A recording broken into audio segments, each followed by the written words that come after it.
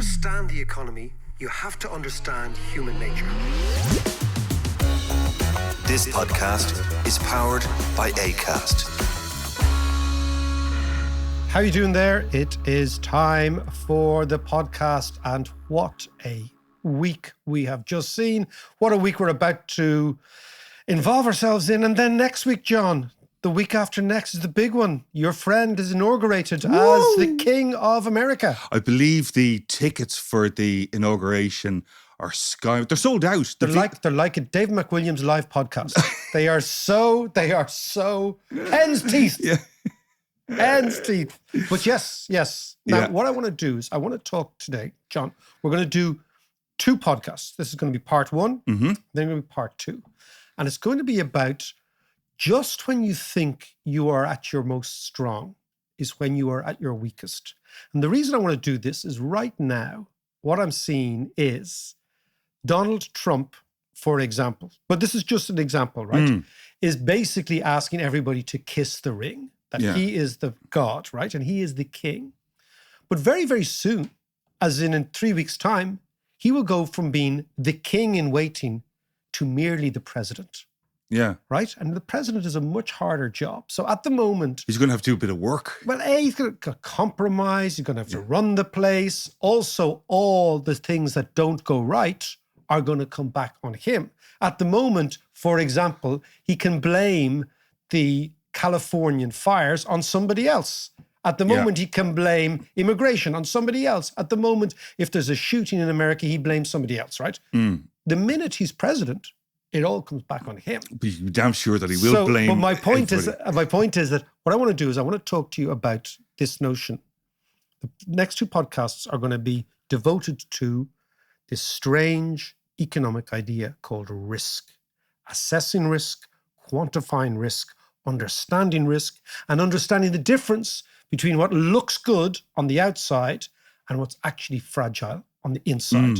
Now, we're going to talk about the fires in the United States and California, number one. We're also going to go back to Joyce last week and talk about the history of a very interesting man called Henry Loenfield. Okay. A chap who understood risk more than anybody else and was maybe the father of portfolio analysis. Okay. How do you diversify your risk? Then we're going to look at, John, as the podcast progresses, at the unbelievable concentration of risk in what is called the Magnificent Seven, which are the 7 biggest stocks in the United States.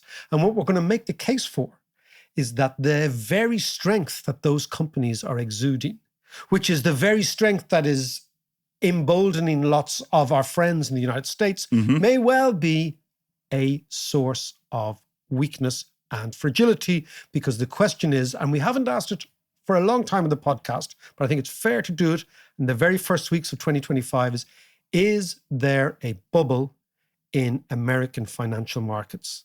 And if there is a bubble in American financial markets, what happens if it bursts? Yeah. And are we close to something that looks and feels and smells like 2008 or maybe 2001? 2001 was the explosion or the implosion of what was called the TNT, the technology and telecoms bubble. The .com? It was the .com, exactly. Or are we close to something like the subprime? And the reason I ask those questions is that it seems to me that we're getting close to those territories, right? So we're going to look at all that. Are they very different? They are very different. And again, this is important, right? They are very different in the context of the valuation of the companies, of the sectors of the companies, of the people who are involved. But as you know, I've spoken to you about this before.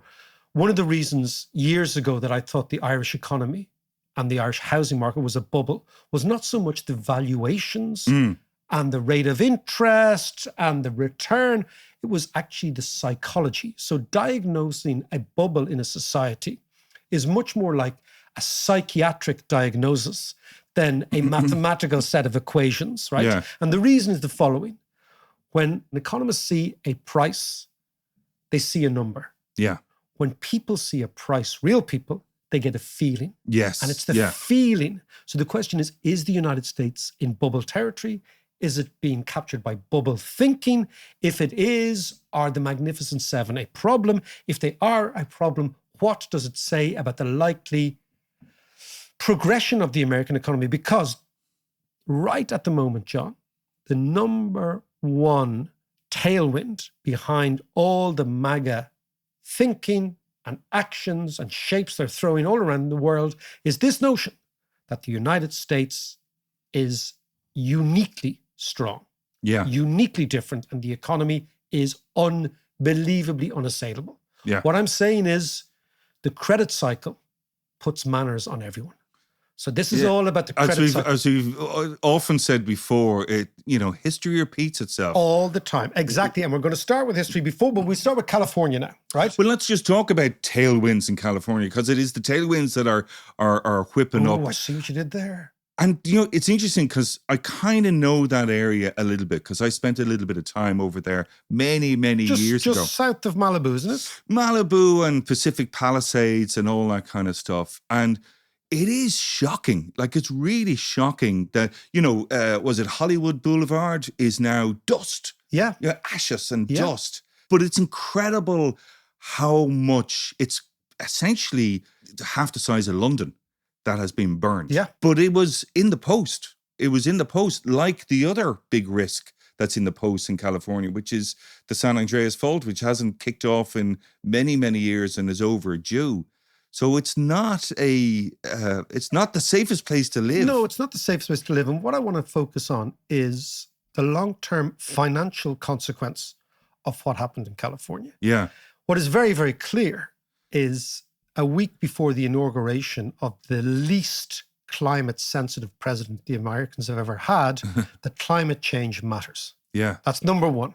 That infrastructure matters. That regulation around infrastructure matters. That preparedness of the state in the event of a one-off, as you say, the Andreas Fault, but of a one-off event like a fire matters, right? All those things that MAGA guys say, don't worry, the market will look after them. They don't get what's going on, right? That's the first thing. Yeah. Second thing is, what I find amazing in America is the way in which every side, because the media is so divided, every side has taken, so for example, if you're on the right wing and you're anti-Ukraine, you say, look what happened. The fires and the response to the fire, the firefighters were hamstrung. Why? Because we're giving all this money to Ukraine. Yeah.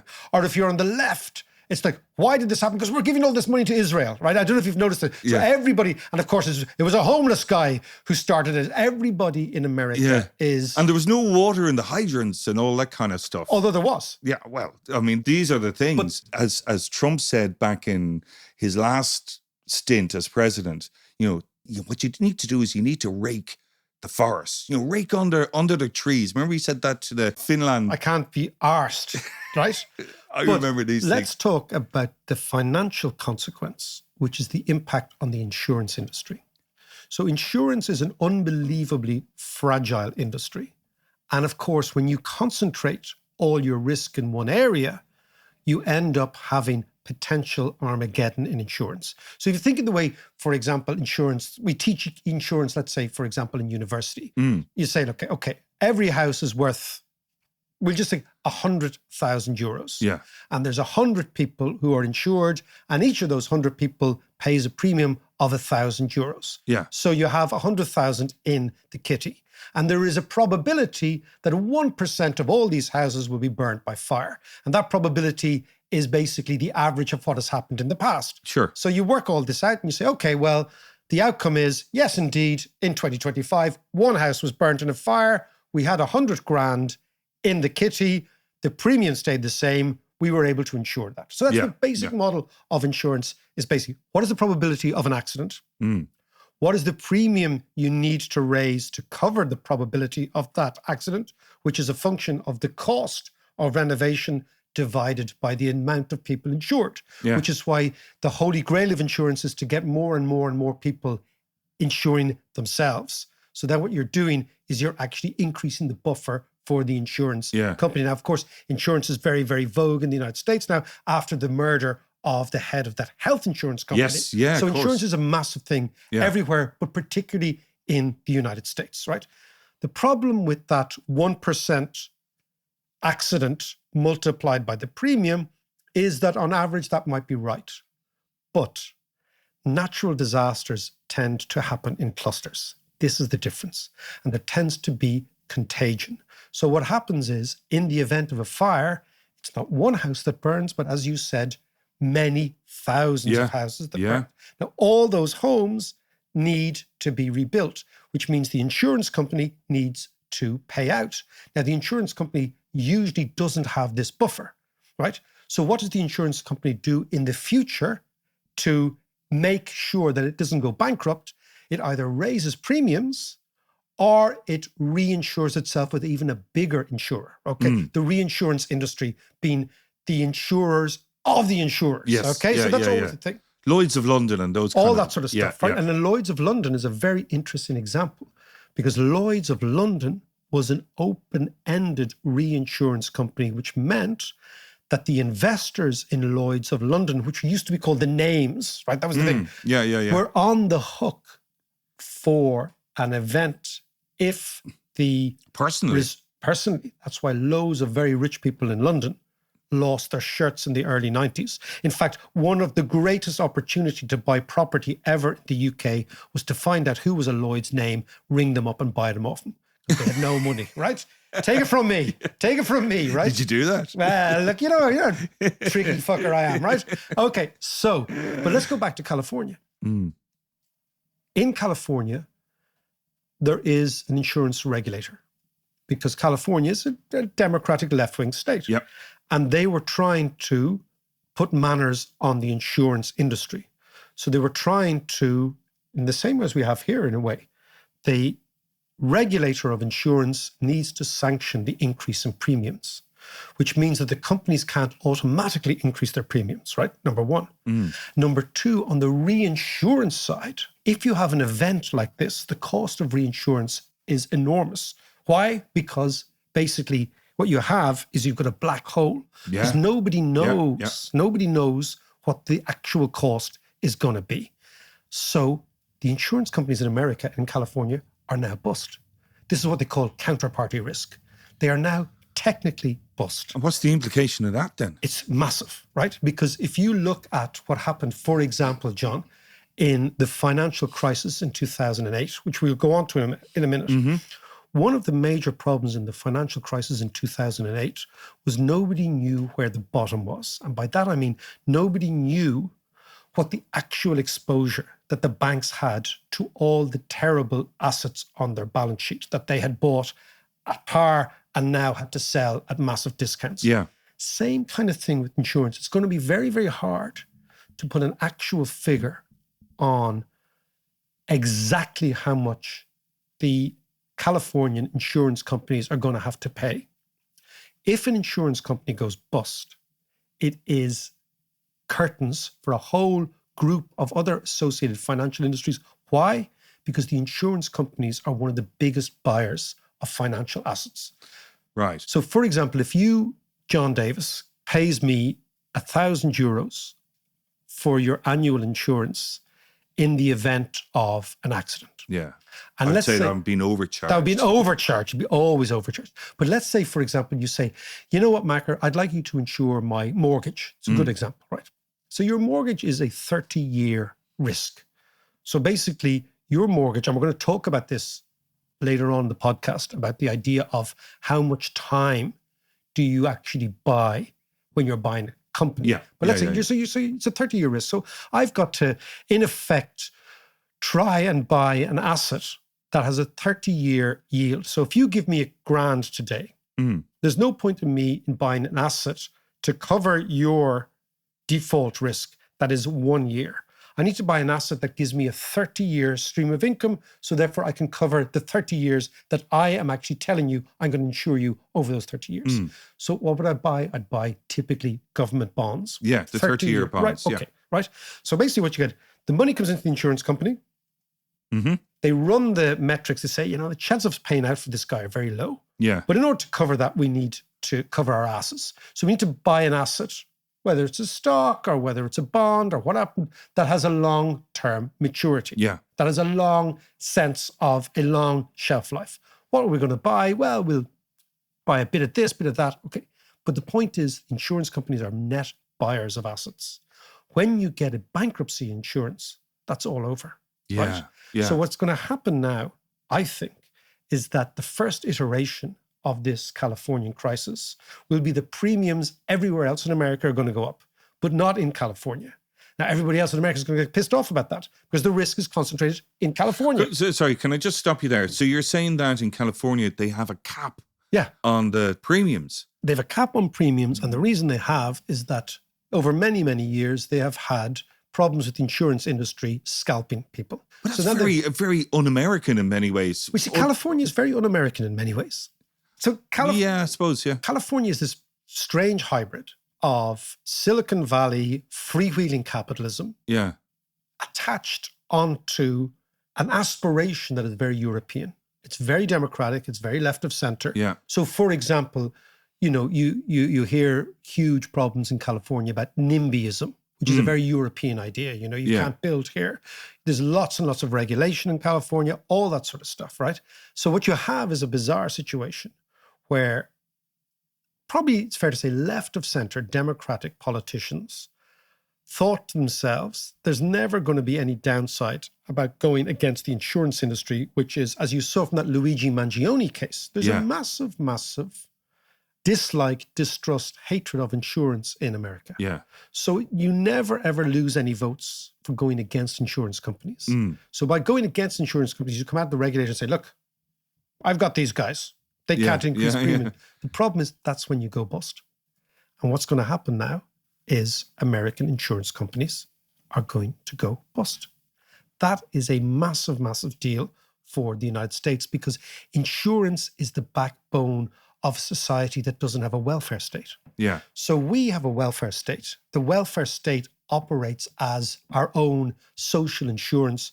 Taxes pay into it, and we cover all sorts of eventualities. So as Europeans, Americans don't have a welfare state. So the insurance industry is their welfare state. Okay, so let me just get this straight. So what you're saying then is that because the insurance companies are trying, the time factor, as you say, are one of the key buyers of 30-year government bonds. And if they stop buying those... It's not that they will stop buying them. Once they go bust, they can't buy them. Yes. Because once you go bust, you can't trade. Yeah. So what I'm saying is that the first iteration of the Californian fires will be felt in finance as much as anything else. Yeah. And it will be the fragility of the insurance business. Why? Because insurance, and it comes back to the theme of the podcast, is all about concentrated risk. The Americans say, the way New Yorkers say, when you see one cockroach, there's never one, there's 100. Yeah. Okay? Yeah. When there's a fire, it's never one. Because a fire, by definition, is contagious. Yeah. And this fire, as we've seen in California... Well, there's several of them burning away. Burning away at the same time, right? Yeah. So the first thing is insurance is fragile in the United States. Now, the reason that is so important in the United States is because of the absence of a welfare state. That basically the insurance industry acts as the citizens' defense against jeopardy. Yeah. Whereas in Europe, the state acts as the citizens' defense against jeopardy. Now, Americans would say one of the problems with Europe is that you are over-insured in the sense that everyone is mollycoddled and there's no risk. And it's basically our love of risk makes us dynamic. But equally, their love of risk makes them also fragile. And that is the theme of today's podcast, John. Okay, so then I suppose the answer to risk or to de-risk is to diversify. To diversify. So let's talk about this after the break.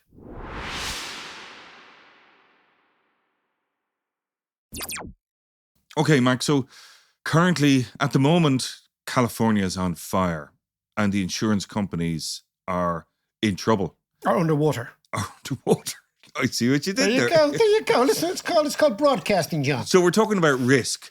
Yeah. And the only way to deal with risk, really, and to de-risk is to diversify. Yes. So talk to me about that. What's your take on that? Okay, so we're going to use California as a microcosm for what we're going to talk about at the end of this podcast and the beginning of the next podcast, which is America's, and to a degree the world's, over-reliance on a highly concentrated bunch of companies. Yeah.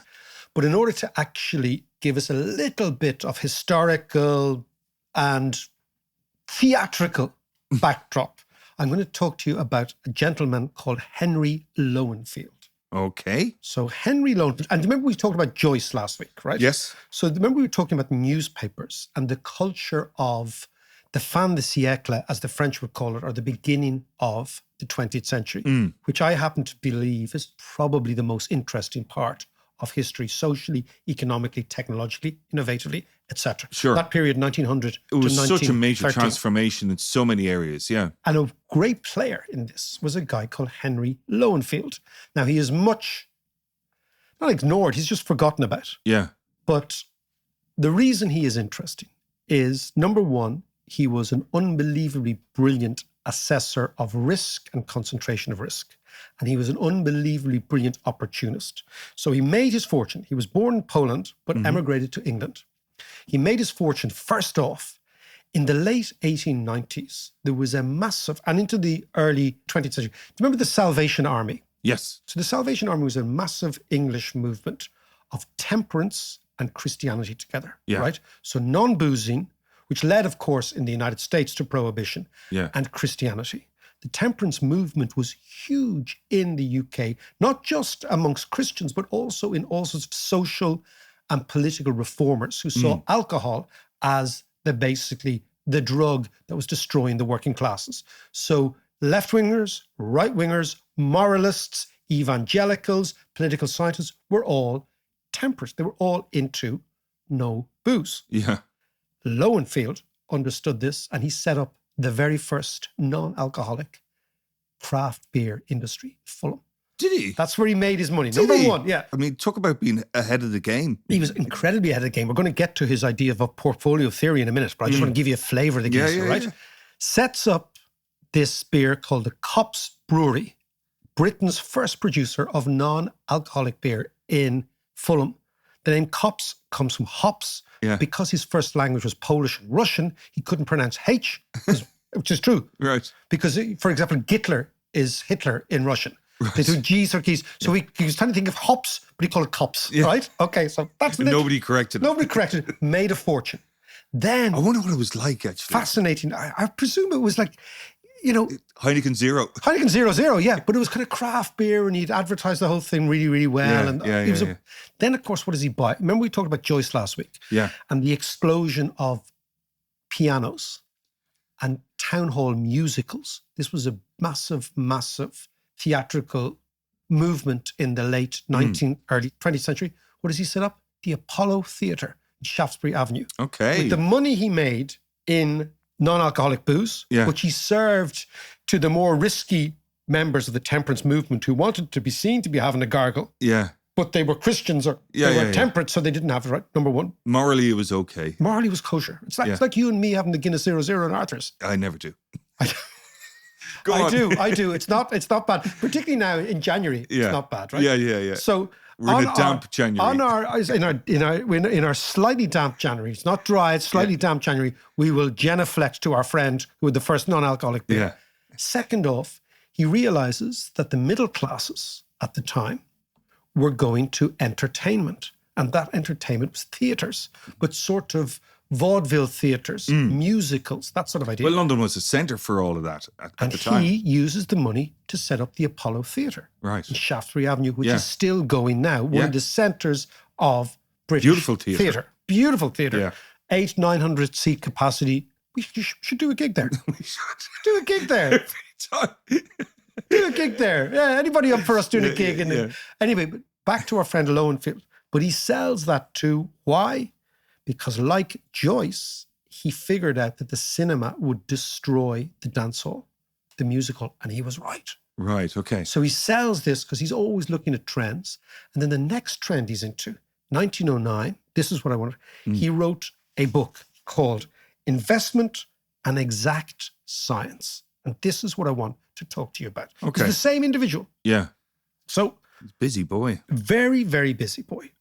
He is probably the most forgotten giant of international finance. So at the moment, if you go to university and you do finance, you read a guy called Harry Markowitz, And Harry Markowitz was the guy who came up with international diversified portfolio theory, which is the idea that you should, get back to our idea, not concentrate your risk in one particular area. You should diversify. And if you construct the portfolio well enough, your losses in the shitty stocks you buy will be more than offset by the gains in the good stocks you buy, and ultimately your average position. It's funny you saying that, because that seems like the bleeding obvious now. It does, but amazingly, 100 years ago, it wasn't. 100 years ago, it wasn't, right? 100 years ago, if we go back, do you remember we did the South Sea bubble? Remember we talked about the South Sea bubble? Yeah. Everybody bailed into one asset, right? Which was the one that, first of all, was the South Sea bubble, was the English version of the original French bubble, which is the Mississippi bubble, driven by our friend John Law.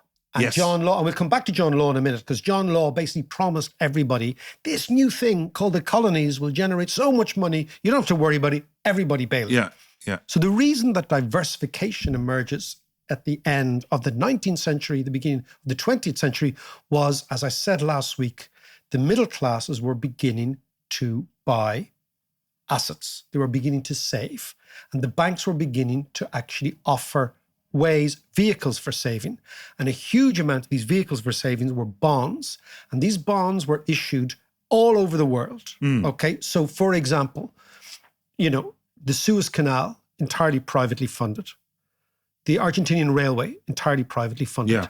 The American Railways, entirely privately funded. The railway out here? The railway out here, entirely privately funded. Leary, yeah. All those big infrastructural developments were opportunities afforded to largely British people as a result of the colonies, which is why one of the great asset managers still in the UK is called Foreign and Colonial, which is actually F&C doesn't call itself Foreign Colonial anymore because it sounds very unwoke, but that's what it was. Yes. Right, okay. So F&C asset managers basically is Foreign and Colonial. Right. But what Loenfield did was he said, hold on, there is an exact science to this. If you break up your investments into 5 distinct geographical regions, you will profit from the fact that each one of these regions has different trade flows, different investment flows, different underlying conditions, different tax systems, different risks, to come back to our idea of risks. And if you pool your risk, you will, in the end, be able to do better than if you go all into this one sector, one area. Much safer. Yeah. Exactly. Now, it sounds totally logical now, but the point is that he was driven by data. He was collecting data all the time. So when he wasn't running bars that weren't selling booze, or when he wasn't running theaters, he was looking at data, right? And his idea was that he showed that if you spread your investments internationally, the overall portfolio becomes much less risky. And as a result, he reasoned that a diversified portfolio, which can be spread over the entire world, would allow investors A, convenience, and B, lower risk. Then he went on, Loenfield, to say everybody should be involved in this. Right, okay. So he was a very big agitator for the idea of the shareholding democracy, that basically workers should do this too, that you should reduce the costs of investment so that the average person can invest and generate wealth. His idea was that all workers can be capitalists and can, again, in contrast to Marx's capitalism will destroy the working class. Loenfield was saying, no, wait a second. Yeah. It could. Now, the interesting thing about Marx, right, is that very few people know that Karl Marx, for many years, was the financial correspondent of the New York Daily Tribune. Was he? Yes. Was he? So Marx, Wow. right, so there was an explosion in... So he had quite a good insight. He had a then. very good insight. So in fact, Engels and Marx both wrote articles almost every month for the New York Daily Tribune. And what did they write about? The stock market. Right. So while they were excoriating capitalism on the sly, they were actually profiting from it in real life. And the reason is that journalism became, remember we talked about last week, journalism was actually becoming the instrument of capitalism, of selling stuff, right? Yeah. Exactly the same was the case in the late 19th century with the emergence of a new magazine called the Business Magazine. So The Economist was the very first out of the traps about 1860, but lots of other business magazines. Right, And why? okay. Because it was data collection of what's Right. going on, stocks going on. Anyway, so And this is the stuff that Marx and Engels was talking about. they were writing about it Yeah. on the sly, Yeah. not telling the sinner, while at the same time they were writing Das Kapital, which was saying it's all awful. Yeah, Okay. yeah, So, yeah. hypocrisy has always been a great ally of the left, Yeah. And this is another great example. And the right to a degree. But But maybe it gave them enough insight to change their views. And it gave them enough insight, but they didn't You're allowed to change your They views. didn't change. It gave them enough insight. Yeah, you are. In actual fact, as we always say, consistency is the hobgoblin of Yes. the ordinary mind. Yeah. Okay. And when Inconsist- information changes, I change my Exactly. mind. What do you do, sir? Well, I just find this idea that people are said, "Oh no, I can't believe you said this 4 years ago." Changing your mind is a sign of maturity. Being dogmatic is a sign of stupidity. Yeah. Being rigid is a sign of stupidity.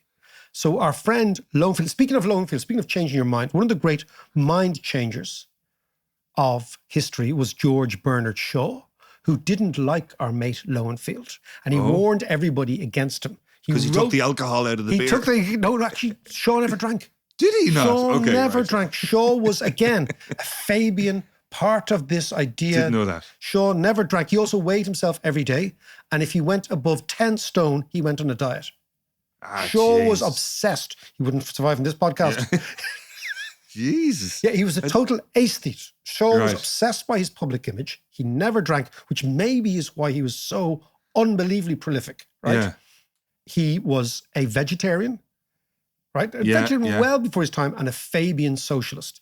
And he was part of this temperance movement because he was saying that you can only actually fulfill your destiny if you don't booze and if you don't take all these sort of... Right. So that's I our knew thing. he was a vegetarian. I didn't realize he was off the booze. No crack. Yeah. No crack at all, right? But he warned people about our friend Loenfield because he suggested that Loenfield's move. Now, this is all about snobbery, right? Joyce talked about it last week as well, the snobbery, right? He said that Loenfield, by opening the Apollo, by bringing music hall entertainment to the masses, was operating a vulgarian scheme.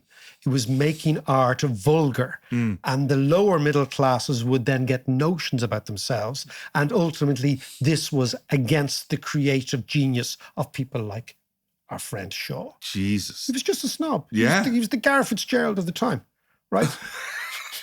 Anyway, let us move on. But I want to get back to my point, John. The point of the podcast is, right, that diversification is the key to minimizing one's risk. And Henry Loenfield was the man who came up with this notion based upon the paradoxical idea that the more exotic the assets you buy, the more risk-free your portfolio in the aggregate becomes, as long as you buy enough of them and you spread your risk. Now, your mother would say, this is a very fancy way of saying don't put all your eggs in one basket. Exactly. Yes. But isn't it interesting that it took somebody like that to actually go and look at the data, write the book? So it's called Investment and Exact Science. So what would he say now about, we were talking before about the Magnificent Seven in America and the stock market going skyward, all based on these Magnificent Seven that everybody's piling into. What would he say about that? He would say, you are now moving into the paradoxical situation where you think it's maximum wealth, but it's actually maximum risk. So, John, why don't we come back in the next podcast to that specific idea, which is the concentration of risk in the United States and, as a result, in the global economy, in these Magnificent Seven companies. Now, the Magnificent Seven, just so you know, are Apple, Microsoft, Alphabet, which used to be Google, Amazon, Nvidia, Meta, which obviously owns Facebook, WhatsApp, and Instagram, and Tesla. The tech bros. The people who are actually running America. Did you see Zuckerberg before we go on Joe Rogan? No. So going on Joe Rogan now, do you remember when we used to go to confession?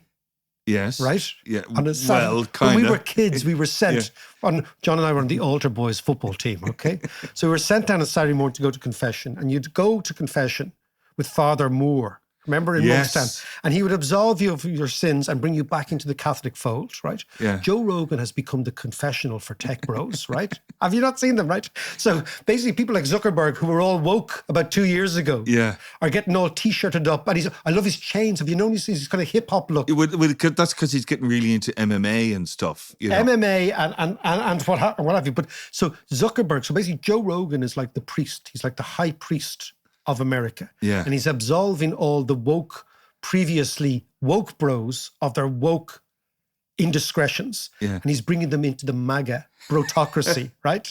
So basically I'll leave you with this image. Father Joe Rogan.